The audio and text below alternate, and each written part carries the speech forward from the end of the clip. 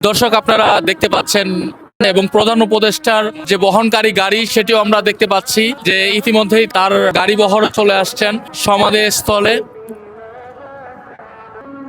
আপনারা জানেন তার নামাজে জানাজা সম্পন্ন হওয়ার পর প্রধান উপদেষ্টার থেকে শুরু করে সকল উপদেষ্টা গাড়ি বহর এখান দিয়ে যাচ্ছেন এবং আমরা জানি যে বেগম খালেদা জিয়ার মৃতদেহ এখানে শায়িত করা হবে। আইন শৃঙ্খলা রক্ষাকারী বাহিনীর সকলেই প্রস্তুত। আপনারা দেখছেন একে একে এসে উপস্থিত হচ্ছেন উপদেষ্টা মণ্ডলী।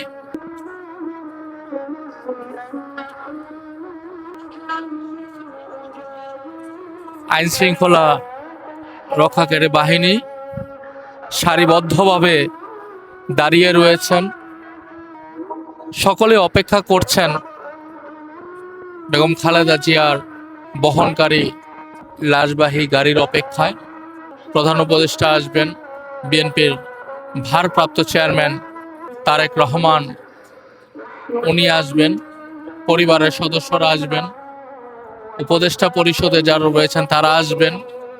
বাংলাদেশের এই মুহূর্তে যত রাজনৈতিক দলগুলো রয়েছেন, রাজনৈতিক দলগুলোর শীর্ষ রাজনৈতিক দলগুলোর প্রধান যারা তারাও এখানে আসবেন, সমাধিতে শ্রদ্ধা জানাবেন।